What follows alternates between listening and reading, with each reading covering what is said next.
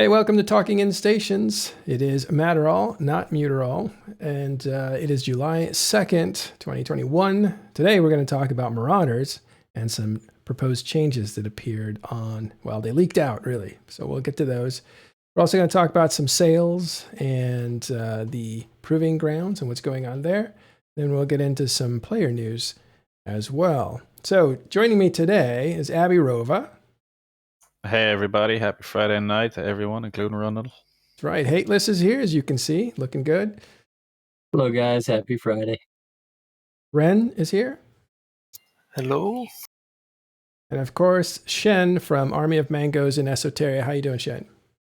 Doing well. Hello, hello. All right, good. Let's go to this first piece of news here. Shen, take us through this bundle. So this bundle is 1.5 million skill point. You can purchase off the Eve website with real money, real cash, not disc. And right now they're doing a 10% off for that pack. So it lasts for 3 days and 10 more hours as of recording right now. So it was $39.99 and then we're at $35.99. So it's a little extra for 4th of July, I guess. Can I ask a question? Can I buy more than one on a single account? No, I believe it's limited to one per account. Yeah. That's a good thing. Yeah, definitely.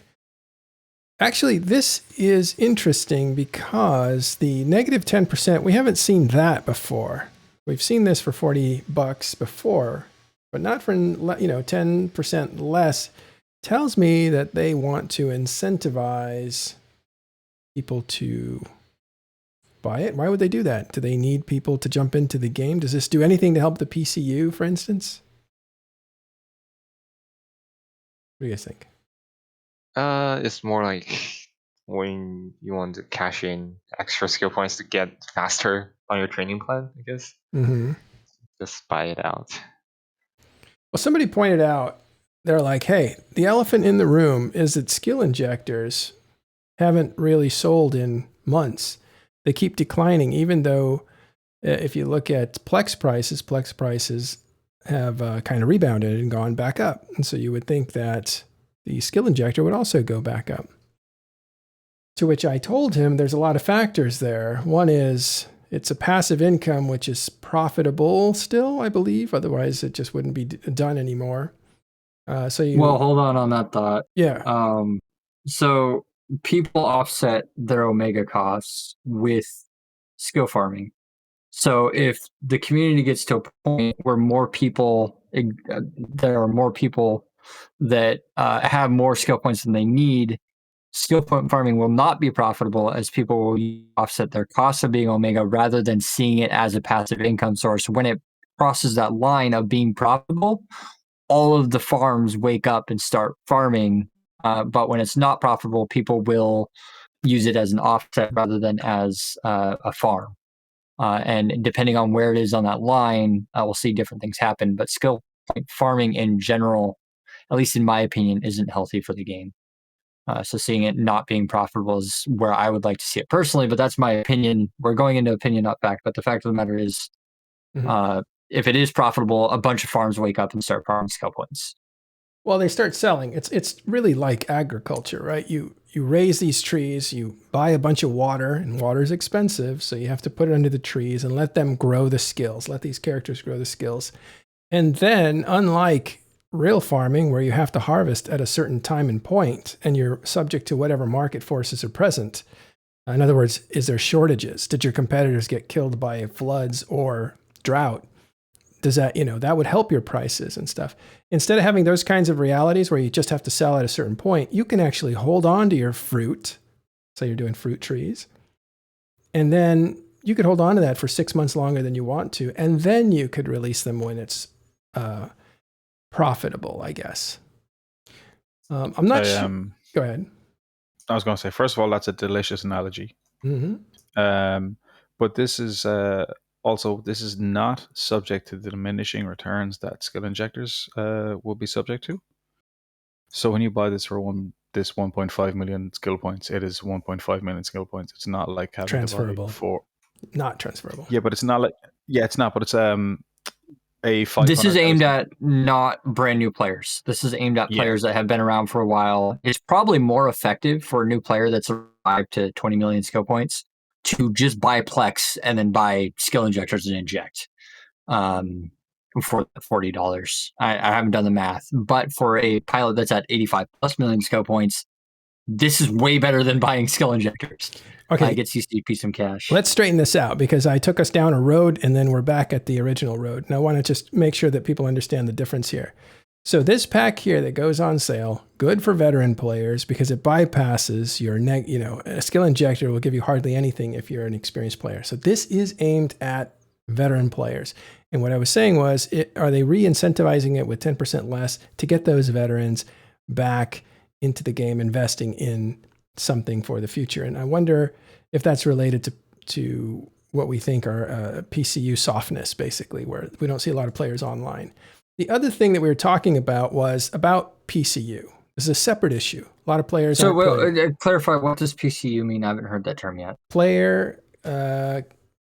Concurrent player count. It's player concurrent unit, I guess, or whatever. So it basically means at one moment, what was the most amount of people that were in the game? That's it. Okay. So it could mean, and I've given this example before, 1,000 people are playing EVE Online. If they all play at the same time, the PCU is 1,000 because they all came in and they're all in the game at one time. So that's a high number and it looks good. But if those 1,000 players all play at different times, the PCU may not go above 10 because one comes in and then leaves, and then another one comes in and leaves, and it just looks like there's 10 people playing the game, even though there's 1,000 people that stopped in that day.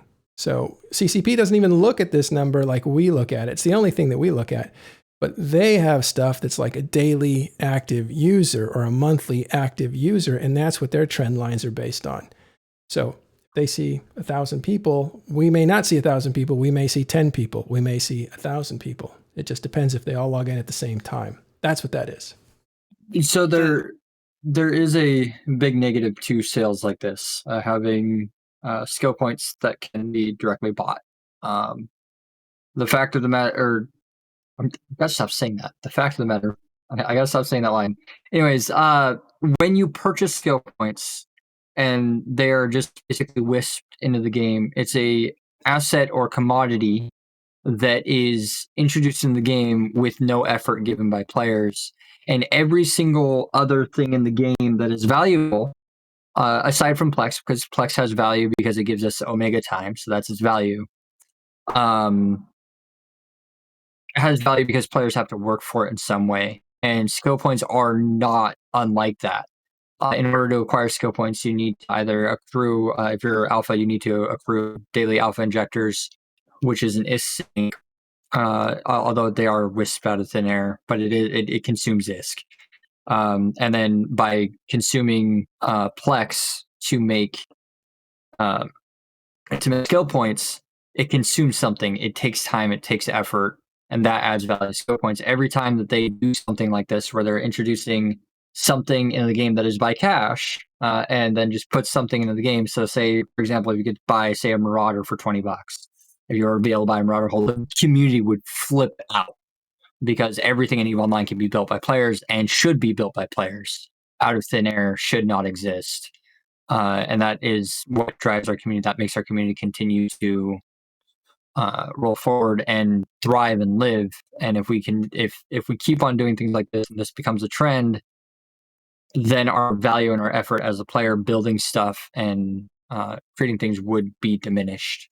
And that is the dark side of this. It's nice. It's a nice little treat, but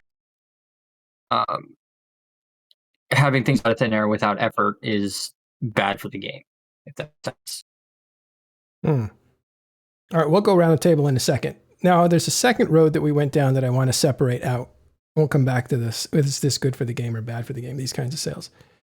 And that was the PCU, which is peak concurrent users. Thank you very much for that, Elder. And that number seems to be trending down because of summer and because of post-COVID summer, which means people don't want to sit at a computer if they don't have to right now. And so what we're seeing is a lot of people get nervous about that number. That looks, it looks bad on trendline. Looks like less people are playing EVE Online, which is maybe true. It may actually not be true. We don't know. The guy that I was talking to said, well, look, nobody's buying skills, which means they're not really hoping to get into anything. Therefore, people are actually probably leaving the game. But there's a lot of things that play into that, and I just wanted to list a few. So when you look at numbers for skill injectors not selling as well or going up in price, that could be because farmers are unloading them because they need the cash. That could be because where people would use injectors to skill into things to be able to try something could have been replaced by the expertise system, which is brand new.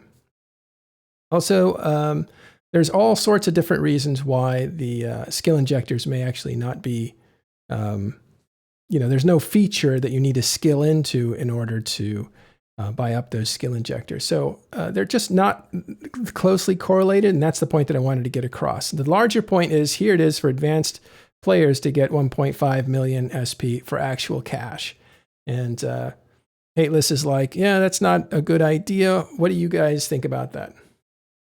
To that point, like right now with the scarcity thing, basically it's harder and harder to get into, let's say, a capital or super capital, and capital and super capital require a completely different set of skills to begin with.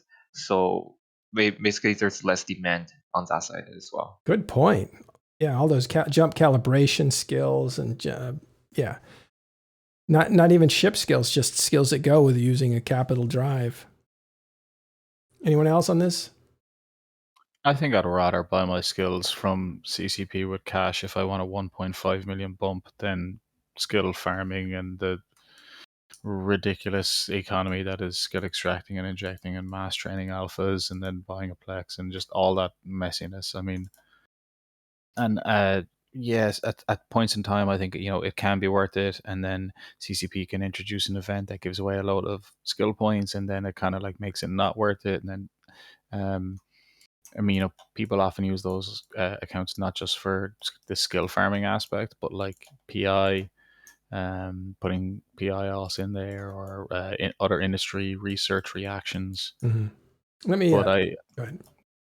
I just think that like I don't think it's the worst thing in the world, and I'm not like, oh my god, CCP is selling skill points, but I think I'd rather get them from CCP than the skill farming economy and what it's become. And all right, let me bring in this question from Wormius, who says selling skill points seems like death throes, and that is what we're trying to address here. What do you guys think of that? So I do want to add one more point to my line of thought, and I may have overstepped previously, and I just realized this. But a skill point farm is CCP collecting money over time to make skill points, because the player buys the plex, which or acquires the plex somehow, but the plex costs money, then generates the skill points from the plex, and then turns it into a skill injector. You consume skill injector. At the end of the day, it's just a shortened version of that, having these being for cash. Still, having the community and the effort involved, I feel is important, but I'm not sure how important exactly that is in this scenario. Yeah. So Eveton says people have been in conservation mode since scarcity hit and don't have the disposable ISK to buy injectors. I think he's onto something there, but I don't know if it's just they don't have the income. I think they're all waiting and seeing, not necessarily knowing what direction to invest in. You see that whenever there's a big change in EVE Online that's fundamental, you'll see this real slowdown of certain indicators, one of those being skill injectors. Those are rather new, but ISK was a big indicator before. SOV and who was taking over what? Huge indicator before. Before big SOV changes, there were very few big fights. Everybody slowed down and said, we're going to wait to see how this shakes out. I think we're in that sort of a phase right now. That's why you're not seeing capitals really go at it against each other, because they're holding on to their capitals, which are now much more expensive to build, to kind of slow down and figure out like, where is this going to settle out before they really start making those risky maneuvers. I took my capital character and started cross training into other useful ships because I was just like, F this. I kind of don't want to fly capital anymore, like Dread and carriers. Why not? The cost of them, the hassle of moving them, the target of them, it's just not worth it. I'm just going to take that tune. And like now it's, there's more fun things you can do. I'd rather fly a Marauder or a Blops now than fly a Dread or a carrier or something. All right, cool. We'll get to Marauder in just a second. Before we get there, though, you just transitioned us. We'll go to Proving Grounds. Shen, this is this something you're familiar with? Destroyer's Return? Yeah, so right now it's 2v2 destroyers. So they're all from all 4 factions, all 8 of them. Plus the Sunissus, which is from the Jove Society. So the event is running from today, July 2nd to July 6th. And yeah, it's basically all modules limited to Meta 5 and below, basically T2 and below, and no pirate implants allowed. Standard stuff for all Proving Grounds. I don't think it's Jovian. What is it? What did you say Sunissus came from? Jovian? Jovian Society or Society of Conscious Thought. That's it. Something like that. Society of Conscious Thought, which is a corp, or it's a group that is friendly towards Jovian race, but not part of it, I think. Okay, so thank you for that. More Proving Grounds. Should check that out if you can. Now, I have you talked about Bastion changes to the Marauder, and we have some Marauder guys here to talk us through what's going on. So what's going on? Actually, Shen, why don't you introduce this? What's going on with these changes? So if you look at the graph right now, so basically right before this, or right now on TQ, what's happening is if you hit the Bastion module and the Bastion is on, you are basically immune to E-wards, all E-wards, essentially. Like You're not immune to ECM, 95% minus 95. It's like really high resistance to them. ECM, sensor dampening, target painting, and weapon disruption. So both turret and guidance disruption. And then you get a very high, what is it called? Scan resolution, or the sensor strength. You have you have 1000% sensor strength right now on TQ. Okay, so what's the practical, Hateless or Ren, what is the practical change that's happening here? What should Marauder pilots or people who are aspiring to be Marauder pilots think about now? So I'll step in here. Sensor strength has a couple functions. When you are being jammed, your sensor strength is the bottom half of an equation. It's a fraction. So that's their sensor, their jamming strength is the top half of the fraction, and your sensor strength is the bottom half of the fraction. You calculate out the fraction, and that's your chance of being jammed. So you calculate out as a percentage. So for example, if I have a sensor strength of 20 and the jam strength is 2, I have a 1 in 10 chance of being jammed by that jam. So having that bonus right now as it sits, if you have a base of 20 sensor strength and you siege, you go from 20 to 220. Which is a big difference. This makes it very difficult to jam out a Marauder. The ability to jam out Marauders would basically nullify a Marauder. If you can jam it, it's nullified. It can't do damage. So I can't speak a lot on the PvP side, but what I can speak about is the other effect of this. How difficult you are to scan down is another fraction. That is your sensor strength over your signature radius. Sensor strength now being on the top of the equation, signature radius being on the bottom. That's divided and made into a whole number, making scanning difficulty. And the higher that, or the closer to 1-to-1 that ratio is, the harder you are to scan. It caps at 1-to-1. They had to do that because slip repeats in the past. Anyways, we're not here for a history lesson on slip repeats. Yeah. Marauders are, in today's state, incredibly difficult to scan down. If you put a single sensor booster on a Marauder, you can have your sensor strength exceed your signature radius, which means that you need perfect skills and or mid-grade virtues in order to scan down a Marauder with any kind of expediency. That means that people in low sec and null sec that are in dead space pockets to be caught would need to be scanned down, and to catch them you need a strong scanner to do so. I think your cat stepped on your keyboard.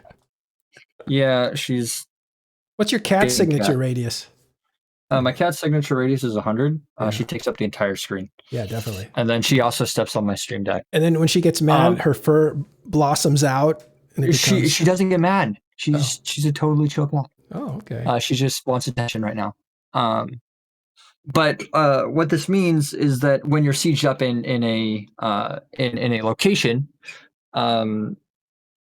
if you see a threat coming, if you see combat probes during the 30 seconds which you are vulnerable because you cannot move, you can actually, if you're paying attention, you can escape the attack. You don't actually have to fight them. You can be not where they are. This is also really useful in high sec for level 4 mission running. Not so much incursions. I think there's an incursion guy. I think Ren is here to talk about incursions. But they're findable without combat scans.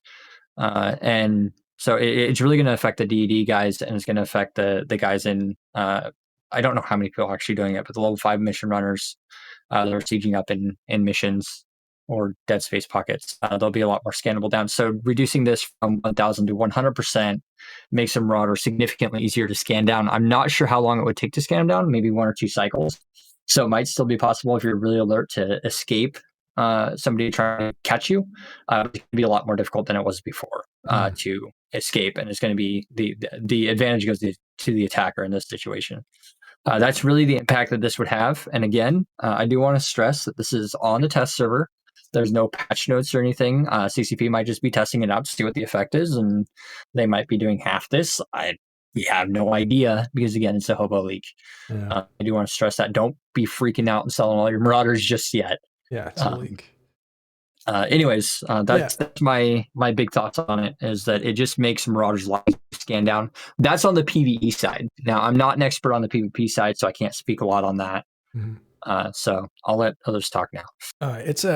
It's hilarious how much your cat wants your hand. As you're gesturing, you're just teasing it. So it kept reaching out and grabbing your arm to pull it towards it. I've never seen that before. That's hilarious.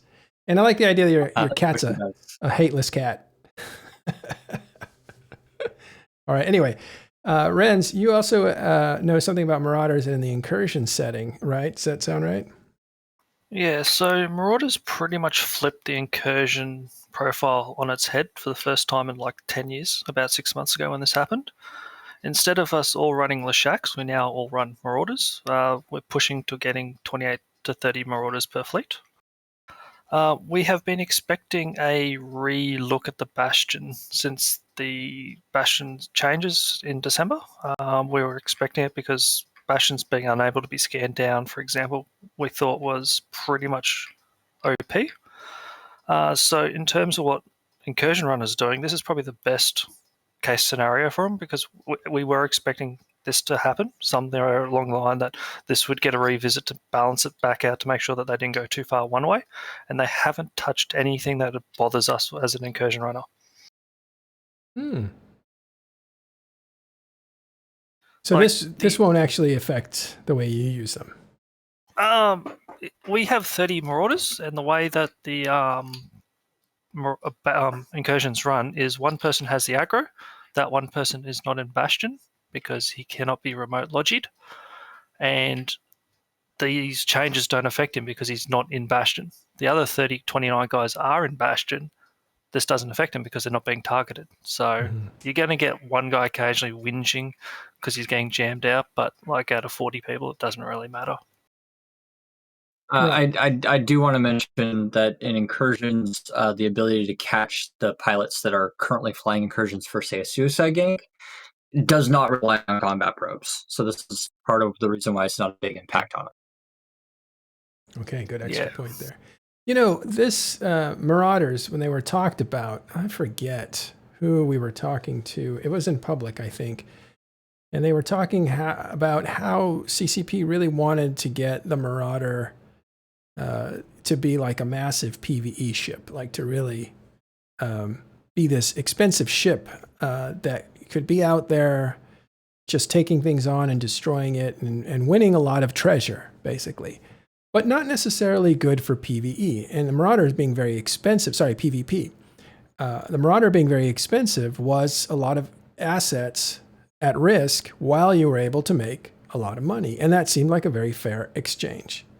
Except that the Marauder was a little too powerful and it could kind of take on small gangs, a wolf pack that, of PvP players that tried to kill it would end up dying to it. So it was a little too powerful for the weakness that it needed to have. And it looks like this hits the PvP weak spot. Yeah, I'm going to jump in here and just say I completely agree with you. Notice they've done nothing to touch the damage because a couple of months ago, as Ren alluded to, the change that happened like in December was that Marauders became I won't say overpowered, but like reasonably well powered. They got a good damage buff, so nothing's been done to change that. This makes them a little bit more susceptible to E-War in certain scenarios, and as we've just looked at, there's a handful of scenarios of PvE where it might affect it, but for the main top end gameplay of PvE, which a lot of people consider incursions to be, this doesn't really affect them. What I think this really will affect is those solo or very small gang Marauder pilots going out there with probably a Vargar and just absolutely wrecking everybody, absolutely everything, and just becoming almost unstoppable. A nice Blinkfoot Marauder literally could, with a decent pilot, can absolutely make mincemeat of fairly large, small to mid-sized gangs. One guy could easily wreck 5 to 10 guys. But now you get one or two rookies in a Tech 1 E-War frigate, and all of a sudden this Marauder pilot's going to be in a lot more trouble. What did you say? I'll play on the others. Go ahead. Go ahead, and then we'll go back to let's go ahead. So I'll play on the other side of which is level 5 or level 4 missions in HiSec. So right now, that's true. Yeah. The biggest thing. So the Marauder was introduced for high-end solo PvE, right? First of all, incursions, I wouldn't consider it as a solo thing, right? It's technically made for fleet. So what the Marauder is really made for, I think, is either high-level missions like level 5 in low sec or level 4 in high sec, or no sec escalation running. So with the nerf to the sensor strength, it essentially removes that. Right now it's very easy to scan down. It's not very easy, but it's way easier compared to right now on TQ to scan them down, which means that they're not really safe because they're basically a standing target for you to shoot down. They can't move for 30 seconds when they're in Bastion. Yeah, if you can't get away from being attacked before they scan you down, basically Marauders are free for the picking for anybody hunting. The time it takes to scan it down needs to be more than the time that it takes to get out of siege and be able to move. Just for balance of being able to evade being ganked or attacked, I feel like that would only be reasonable. It'd be unfair to say, hey, I hit this button, and if somebody happens to pop in the system right when I hit this button, scan me down, I'm dead, and there's literally nothing I can do about it. That's not reasonable gameplay. Yeah, so in that sense, it's more pushing, let's say, a rattlesnake or a Macario towards the line of nullsec escalations. Because in nullsec, you always get that kind of expanded probe fitted sabers with flycatchers that can very fast travel to your escalation place and bubble you up and then wait for the rest of their fleet comes in. And this also disproportionately hit nullsec anomaly running as well. Do you want me to go into that? Yeah. Don't you just descan those guys down anyway? But yes, but this is PvE side. So for Gristas, they do ECM. So if any like rats that's targeting you, either I think it's Battleship or Cruiser, it will do ECM. There's a chance that it's a E-War ship. So before, let's say you can use a golem, right, with normal torpedoes or cruise missiles fitted. Right now, it can't. Usually, it will be ECM'd, and you will have a hard time to target them. So the only viable option right there is the auto-targeting missile golem to Hold be on. Hold on. Whatever's ECMing you, you can target kill, and then the ECM drops. So you just have to adjust your target priority to kill the things that jam you first. Yeah, I was just going to say, yeah, that sounds like a It's just slight going to be a inconvenience. modification to what you're doing. Yeah, Marauders also have, just going to point this out, Marauders also have an abnormally high base sensor strength. When they got the buff, one of the small lines that people didn't pick up on very quickly was that their base sensor strength for all 4 of them went up by 9 over the 15. Most battleships don't have that kind of sensor strength, so they already have an abnormally high. And then with I'd like to see it be more than 100%, but I could see why 1,000% is too much. But again, the equation that I explained, they're already abnormally high, and NPC rats, I believe, only have a jamming strength of 1 or 2. That still means that 1 in 10 jam attempts will hit you. It's not like you're just going to get jammed every time. You're 10 times more likely, but 10 times more likely than 1% is 2%. Yeah, to that point, yeah, exactly. So that's for Guristas, and for Serpentis, it sensor damp, which is more annoying to some people, right? Let's say again running a golem, your targeting range will be reduced if you have a lot of those E-War rats on grid, which again, auto targeting missile golem will fix this problem. And then moving on to Angel, not really a problem with target painting. You're already a stationary target that's a battleship, so it's already big enough, and the Angel use some missiles, but mainly projectile weapons, so it doesn't really matter. And it comes to the Sencha part, they do turret disruptions, so it's only 2 turrets, so that means a paladin right now is somewhat unviable in Sencha space, because a lot of times, let's say if you're escalation or just very hard anomaly like Sanctum or Haven, you get sometimes 7, 8, or even 10 battleships or frigates or elite cruisers that will do E-wards, and it's very annoying when you have reduced range and reduced tracking at the same time. So again, using a golem will fix that problem. It's going from 95 to 50% E-War resist. E-War from NPCs is minor compared to what players can do. Yeah, but when they're 10 on the grid, it's annoying. It can be. I've seen some ridiculous numbers from Angels making my Macquarial, 3-4 kilometer signature radius. Like, they're kind of silly when they stack up. But at the same time, you can fix these problems with a minor adjustment to your fit. You can change a mid slot to a sensor booster as I didn't think of it. SM Hobo did. Thank you for reminding me that exists.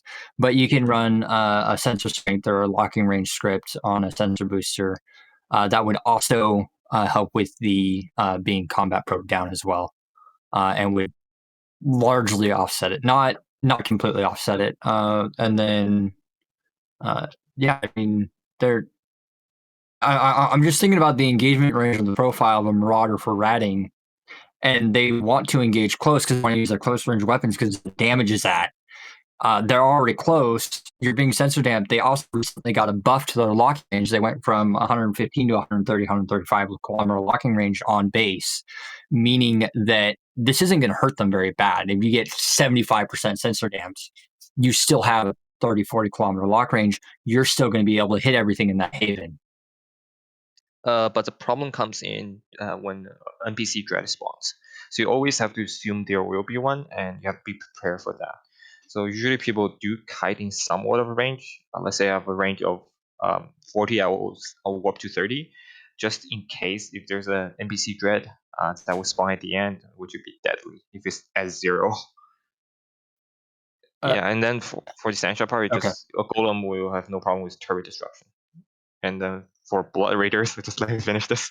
For Blood Raiders, they use Newt, which has no any like it's not any sort of e-war, so it's fine. But again, Newt in general is very deadly to Marauders.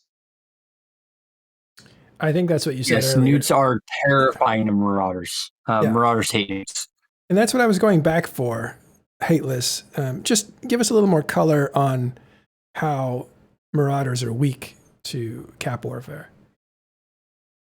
So Marauders are strong, but they depend on their capacitor in order to run their reps. You can tank obscene numbers with Marauders, but they're sensitive to cap warfare. You can cut up this with cap boosters, but you only carry so many. So that's kind of their mitigating factor. A Marauder can literally tank 60, 70 catalysts and just bat it without batting an eye at it. Nice. They are the whole absolutely fleet. silly. Yeah, you can straight up counter an entire ganking fleet with a single Marauder. It's possible, but at the same time, as soon as they get hit by newts, all that is gone. It's they need their cap. They're very dependent on it, and you start hitting them with newts. Your effective HP per second that you can tank and maintain your cap drops drastically as you get more newt pressure. That is their number one weakness, and I think that maybe instead of making them weak to jams, maybe you can make them more vulnerable to E-War. I don't know. Like I said, I'm not an expert in PvP, but there's more options to maybe expose their weakness a little bit more, and keep the strengths that they have, because they do have that weakness, and that weakness should be exploited to counter them. Yeah. Anyways, the other use case of Marauders is in C5 wormholes, especially for blue loot. I don't think this is going to matter too much to them there. I don't think that they're going to care in that situation very much, because you're in a wormhole. If you're on a combat site, you're not being combat probed down, and you're in a wormhole. So if you're going to get caught before, you're still going to get caught now. And the fits are not PvP made for doing that. But like I said, I don't do that. I just kind of can theorize how the fittings would look and kind of extrapolate from there. Well, in the wormhole, I mean, it's dead the second you take it in anyway, in your mind. So actually losing it isn't going to make too much of a difference from the wormhole side, to be honest. At most, you're still only going to lose one. They make bank, by the way. Just saying. For the PvP ones, usually like that's already figured out to some degree. So let's say a marker fitted with 800 repeating. In the mid slots, you fit 2 extra large ancillary shield boosters, so you run one when you get hit, and when the other one reloads, you run the other one. So no matter if I'm muted or not, I can still do the exact same DPS and tank the exact same, no matter if I have cap or not. You're not wrong, but then you run out of cap boosters and your cap's gone. But for that situation, it's fine. In PvP, you're going to run out of cap boosters. Yeah, it depends on how long you can tank for, right? And also for the PvE stuff, like compromising a mid-slot is kind of deadly to some Marauders, especially shield tank ones. They already rely on their shield tank to either tank the DPS on the site or apply, right? For example, the Golem has bonus to target painter, right? And it has 7 mid slots. So right now you only have 6 to tank, and if you have a micro jump drive and stuff like that, so taking away 1 extra mid slots is kind of problematic in some situations. You should try the Paladin with only 4 mid slots. It's basically useless for PvP. I do want to mention for slot layout and cap dependency, both of the armor ships are cap guns, so you have to expend cap. The Kronos and the Paladin use cap for their guns. They do have a naturally stronger capacitor than the Golem and the Vargur, but the Golem and Vargur don't have as strong of a base cap, but they don't use cap for their weapons, and they're pretty much in line with each other. Base Marauder loaded with weapons, shooting its close range ammo, has between 10 and 18 gigajoules per second on base to spare. You can use for stuff like boosters and whatnot. Of course, that gets multiplied by batteries and cap rechargers and cap boosters, but that's about the base where they're balanced around. And the Paladin is the one that really suffers the most. It only gets plus 5 cap or so, and it's kind It of needs an fault. extra mid. Give the Paladin an extra mid and some more CPU. I'd say take a low off the Paladin and give it to a mid. It'd help it out a lot. No, just give it an extra mid. Yeah, just give it. An extra Just give it a mid. happen. It does suffer from CPU, so that might be fair. But I think adding a whole slot to it might make it a little bit more powerful than the other Marauders. And kind of CPU is so rough to get to fit. But doesn't it have 8 lows or is it 7 lows? I can't remember. 7. It's 7, and maybe adding a mid might be reasonable because the Kronos also has 7 lows, right? Yeah, it does. The Paladin is, from what I understand from PvP, the Paladin is almost useless for PvP. I do have an application where it's absolutely fantastic, and buffing it would absolutely break it for that. If you added a mid for that, it would break it. Well, the issue is you want to use a micro jump drive, a micro warp drive, a point, a cap booster, and a web. Well, there's 5 mids and Paladin only has 4. So before you even start looking at sensor boosters or anything like that, you're struggling. I mean, if you're flying a Paladin without someone flying a Saber beside you, you're wasting your time. But yeah, right. Vargers and Golems and yeah, and to that point, like Marauders does have a very good cap to start with, but the problem is like most of the time, the situations that you need to use Marauders are always situations where you tank a lot. So usually you fit, let's say, shield tank, extra large shield boosters, and another shield boost amplifier, stuff like that. So the slot is already kind of restrained in that sense. Okay, so that is what we think might show up in the game. This is all on a test server. It's nothing official from CCP. They haven't sent out any word of changes, but players scraped the databases and found there were some changes to the Bastion that would... So 100%, this could just be a mod goofing around on the test server. Or a developer goofing around on a test server. We've seen it happen before. But I haven't seen that much. But we do know that the Paladin, we do know the Marauder is OP at the moment. So this might be something they're experimenting with. Maybe they turn it down. They're just trying to figure out like where to put it. But something's going to happen, it looks like. Okay. Thank you guys for going over that in such detail. Let's look at some other stuff here. What have we got here? This... which one should we hit next? Should we hit WOMP Alliance or should we hit the... I think we just briefly show the building material for the Covert Cyno beacon. Oh, yeah. Yeah, that's also leaked. Oh. Yeah, so they mentioned it briefly and it was kind of added. But... Oh, I actually put it up earlier. I thought it was part of this. Covert Mobile Sinosaural Beacon Blueprint. What do you want to point out there? Just very standard stuff. So for industrialists to get an idea, it is on Hobelix right now, and you can see it does require graviton physics 4 and electromagnetic physics 4. So it's kind of high scale, but not really. And the I think the ISK cost for the BPO is that to deploy or to build it? To build. Yeah. To build. Yeah. Okay.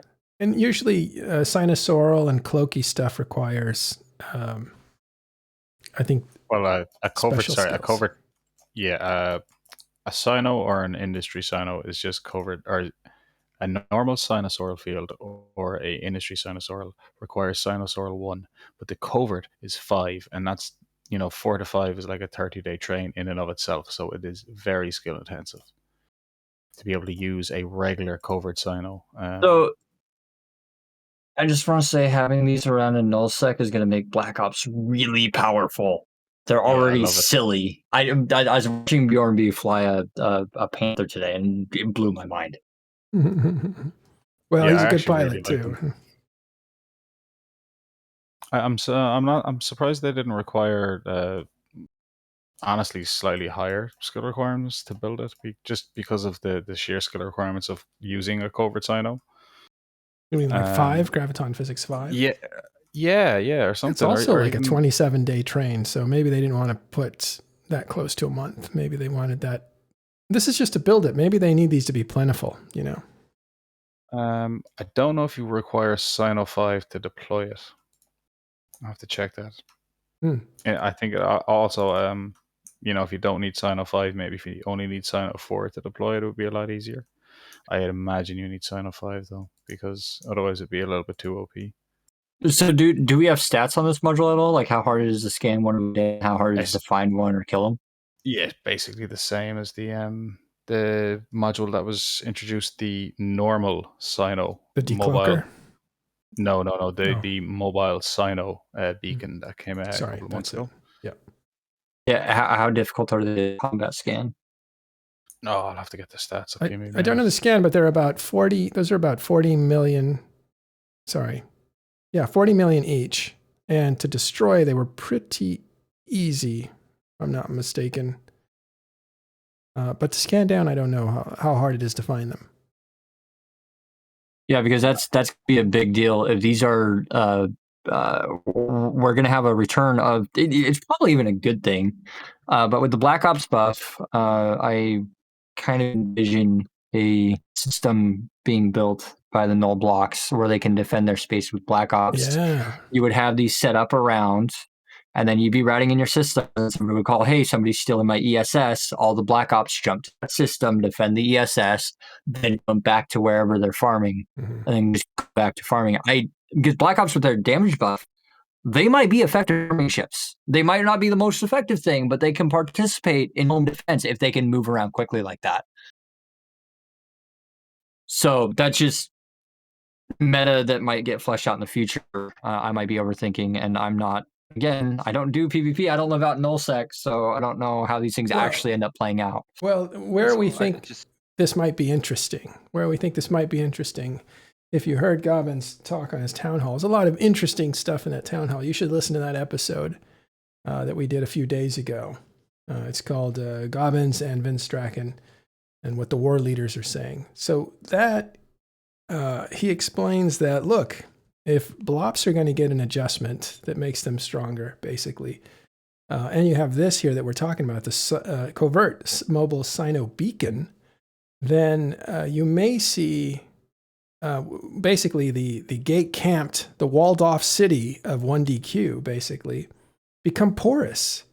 If they can sneak into the backfield with this new equipment, they can dig a hole underneath the castle walls and get in there and rake some havoc. You may see some things start to kind of loosen up in this stalemate of the war that's happening in Delve, which will be very interesting. So it's interesting to watch this sort of thing. Go ahead, Shane. I got some. Sorry, can I just jump in Sure. here? I got some stats for you. So this covert mobile sinusoidal beacon, it will require anchoring 5 to deploy it. It will require sinusoidal field theory to deploy it. And it will require CPU management 5, which is meaningless. But Cyno 5, I mean, that's a month at least. And anchoring 5, that's another like 20-ish day train all the way up to 5. So but a lot of people have skill intensive. But a lot of people have Cyno 5s. A lot of older players have Cyno 5s. They needed it. They needed it in order to fit the fuel, I believe, inside of the free rookie ship that they used to get. Now that was a long time ago, but I still think a lot of people have Cyno 5s. So I just linked the stat in the channel if you want to see it. Link it where? In podcast. But it is it has twice the it's basically at twice the hit points of a mobile depot, but kind of roughly the same signature radius. It's 400 meters versus 500 meters for the mobile depot, so a little bit harder to kill, but almost about the same to scan down. Shouldn't be too difficult to scan down with half decent skills. It only lasts an hour though. I mean, that's kind of key, right? So I think Hateless made a good point that people will probably keep these on hand and be dropping these, and with the buff to the Black Ops and the Black Ops conduit jumps, you could definitely see a lot more power projection with Black Ops. Yeah. And that's the other thing. You might see the people who are behind the walls in Delve use this to excursion out a bit more. Although they are, killing unsuspecting ships they're dropping on them. You might see a little more power projection coming from them, which might make things interesting. All changes will work both ways. But maybe Imperium will benefit less from changes like this because their situation is so more or less singular. They're the ones that are trapped inside of, I'll call it trapped, right? They're the ones that are reduced down to one constellation. So they have less play scenarios than the people who aren't. Okay, there's something else that came through. There's some changes that we just saw to, not there or there or there or there or there. Or God, do I have to go to the very beginning? No, here it is. It's the last one. And this is CCP Paradox talking about Hunter's Boon, which is coming up. Should be hitting Tranquility sometime soon. This is the next patch that's on its way. Some changes here. So this is an update. Again, this is on Singularity, which is CC. It's the same thing. It's the test server. Why didn't we lead with this? Okay, so these changes are coming. So the changes that we saw in Hobo Leaks are probably coming with this announcement. This changes everything that I said. This is probably coming. Well, it doesn't change everything I said, but the speculation is less speculation and probably more likely to be realistic. Okay. Our researchers missed this. This was posted 12 hours ago. Hobo Leaks was probably before this. But why don't you tell us what this says? What this means? This means that it's more likely to happen, and it probably will happen. So I'm reading this from the stream. I might be a little delayed. We have another update this patch in Singularity right now. We are adjusting the attribute in the Bastion module slightly with the following changes: reducing target painter resistance to 50, weapon disruption resistance to 50, target damage resistance to 50, and reducing sensor strength bonus to 200%. So before it said 100%. Now it's 200%, so it's a little bit more, and then removal of ECM resistance. And it sounds like that they're also going to add some CPU to the Pathfinder, which is exciting for the Pathfinder. I love that little shit, by the way. It's amazing. It just got a buff. I'm super happy about it. But this is basically what we just talked about, except the sensor strength is a little bit higher than what we're discussing. I don't know exactly how that's going to affect scanning it down. That's the part that I care the most about. But them keeping a little bit of EWAR resistance is really good for them, as they're not really dreadnoughts, so they shouldn't be completely immune to EWAR, but they should have part of that resistance. So that's honestly, looking at this from looking at the Hobo Leaks patch, I feel a little bit better about this. Is 200 instead of 100. So this is more realistic. Okay. Yeah. I wonder if CCP. I'd like to see it to be like 350, but 200 is probably better for PvP because it can be jammed, but it can't be easily jammed, if that makes sense. But if it's 300, 350%, or 500%, then it becomes almost impossible to jam. It's probably in a good spot with this, but again, they're probably still going to tinker with it a little bit. Yeah. I wonder if CCP actually leaked out bad information on Hobo Leaks to just remind people that those are leaks. Those aren't from them. So here is the official, and that's what we're seeing. So a lot of what we talked about earlier, because we went on at length, is still applicable, just not as severe as it was. And it's more likely this will happen. Yeah. All right. Yeah, from a perspective, again, I'm not the expert. There's probably somebody in this room more expertise than me in this situation. This is probably going to be better, as a Marauder is not just going to be jammed by a Kieran, and the Kieran just going to orbit it at 100 kilometers. 2 hours later. And then on a PvE side, from PvP point, I believe the base Marauder is like 24 sensor strength, so 200% bonus, so that brings it up to like 96. That's about 1/4 of its signature radius, almost, which would make it pretty difficult to scan down. So you'd probably be able to drop Siege and get away before they successfully got on grid with you. They would scan you down before you drop Siege, but you would be able to get off grid rather than still being sitting there with your pants down and on you. So this is probably, yeah. All right. Anyways. Okay, so the Marauder changes. This is a little more official. We'll give these to you, and we'll make sure that those are posted inside the show notes as well. Oops, put that in the wrong place, but I'll give this here to chat just now. There you go. That's what's official. Last thing we wanted to take on, I believe, is, well, what's the, Shen, why don't you lead us in the next thing that we were going to talk about? Okay, so weapon of mass production. So 10x group that we interviewed a few episodes back. So right now, so they moved from Gemnet. Their campaign in Gemnet failed essentially. Right now they're joining Wrecking Crew, and they're part of Wrecking Crew, so they're moving to Catch right now. Catch. One constellation in Catch in particular. Yeah, one constellation in Catch, and it's the constellation that's right beside Teneriffe. Yeah, you see Teneriffe is right here in the middle of this constellation. So they have, and I believe that connects to QTAC S. That's the only thing it could. We'll zoom in. So this location is very close to Dracarys and Red, so Imperium in general is kind of dangerous. And in Teneriffe, it's kind of like a wildland right now. It's us, AOM, and our friend XIX. But that's about it. And then for some reason, Dreadbomb claimed all of the TCU. Territorial claim units. And we asked them about that. Was it a ploy in there? I think they just basically just wanted to do it.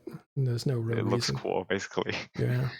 Yeah, WOMP has the iHub now in their whatever they've declared as their home system. Yeah. Let's see, they're coming in here. These two systems in Burgundy are theirs. All right, so that's in Catch on the border of Teneriffe, and that is where WOMP is ending up. They have a whole little thing going, right? They have a little culture. They have little inside jokes, and they're cheerful fellows. And started by a relatively new guy. Yeah, Tanek started he just started playing the game. He started a YouTube series, and he ended up growing and growing, doing industry, moved to lowsec, got kicked out, moved to nullsec, got kicked out, moved to a different part of nullsec. I don't mean to be derogatory. I'm just summing up very quickly. Yeah. He's moved around a lot. Definitely putting a great thing together there. You should definitely go back and watch the show. It was a really good interview, and I mean, speaking about the culture, just check out the comments on that video. I mean, they're like 90% of people shouting WOMP. If you fly through their space, they shout WOMP at you. Great bunch of guys. I've happened to run into a few of them. They've been very nice. Yeah, we hear good stuff. I'll go ahead and put that video. I popped it up for a second, but here it is now. You can watch that later. That's our interview with their CEO, and he told us about their organization. Okay. One last thing. What's this about the API calls? The Tico one? Oh yeah, EveWho. EveWho's been kind of slowed down the last while. There was the code that took the calls basically was having issues and wasn't air logging it. So when they found the problem, there was millions and millions of pilots that had to be processed in a backlog. So the backlog has been corrected and up to date, and now everything should be up to date and taken ahead as normal. So if there was any if you tried to use this and you noticed it was not updating or it was slow, you couldn't get information. That's why. So it's been up to date.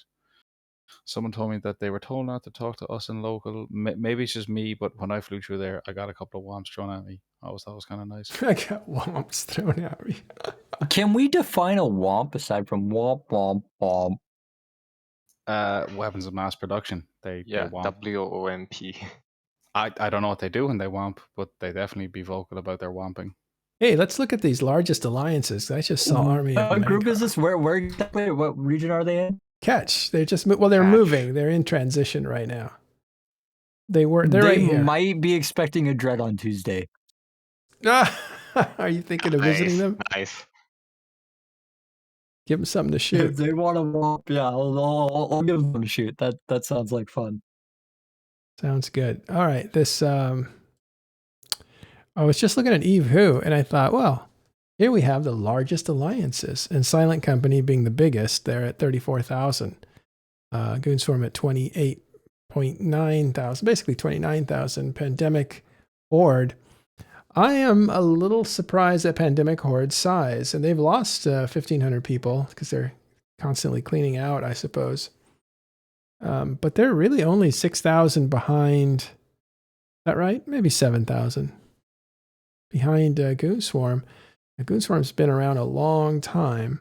Pandemic Horde is relatively new in comparison. But Fraternity is 17,000, 17,500. That is quite big for a group that's been around as long as they have, which is not very long at all. They're actually bigger than Test. I didn't know that. I thought Test was about the same size, if not bigger. So Brave Collection comes in at 14,000. And so Brave and Test are about 3,000. Yeah, Brave and Test are about 3,000 people or characters difference. That's not a lot for these big groups. And Well, you those are have the to big kinda boys. Glue, if you glue Brave to the back of Test, and they're about the size of Goons. Yeah, together they are. Well, here's where the difference is, though. Then you jumped from 14,000 way down to about 5,500 for Army of Mango Alliance, which is where Shen's from. So huge difference. Yeah, I would say like our number is kind of inflated to some degree. Oh, so it's not even that. Oh, that's probably Yeah. not a good thing to say out loud for your side on the stream. Well, he's honest. It's so- fine. It's like that. Well, let's put it. We said that in our alliance meeting, and then that's basically leaked to fraternity, and fraternity is probably the only group that cares about that. Yeah. So it's actually 17 people, and then over 5,500 PIOs. Yeah. So you see 5,500 is more like 3,000 ish. Yeah, still a lot, 3,000. Here's one of my favorite corporations over here because it has the largest corporations. And you have Pro Synergy is still in the top 10. It was number 1 for a long time. But it got passed up by other groups. But Pro Synergy used to be, and the guy that ran it actually comes around, Enzio. And he used to match new players with people who were running missions, whether they were new or not. And the new players would get to go and, or not new players, but players that weren't up to combat yet could go and loot and pick up the wreckage that missioning players were doing. So he would broker that together. And that was really good for players that were, coming into Eve, but weren't ready to fight anything, even missions. And they were able to make money by just going and scavenging wrecks. And then the guys that were running the missions, they were just like, whatever. I think maybe they even got a little bit of payment or something. I'm not sure.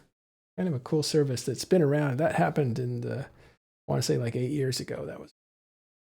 Yeah, All it right. happened in like the back of Beyond. That's fantastic. They're still going.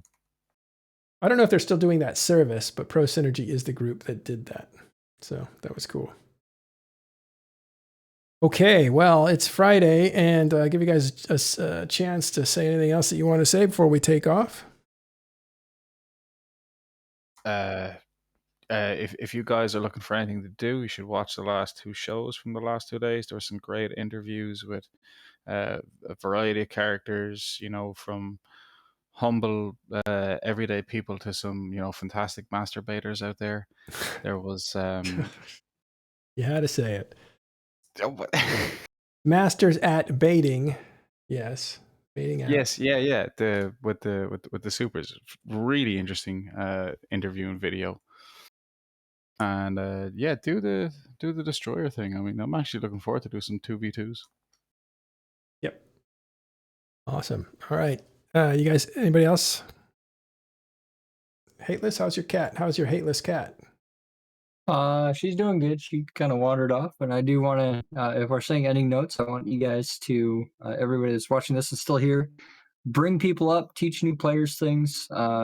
Bring people up, don't tear them down. I love seeing the positivity in everywhere I go. For the most part, I see a lot of positivity and a lot of people helping each other, and I love seeing that. And I would love to see more of it. Keep bringing each other up. Oh, I love that. All right, that's a great note to end on. All right, guys, thanks very much for coming around. We'll shoot you over to Open Comms where you can party for the rest of the night, a couple hours. Hang out with the guys talking about Eve and everything else under the sun. We're done here at Talking in Stations for the week. We'll be back on Sunday with a weekend delivery of the weekend review. Also, we have some new faces that'll be on that we've added to Talking in Stations, so we'll save the surprise for then. Until then, thanks very much, and we will see you next time on Talking in Stations.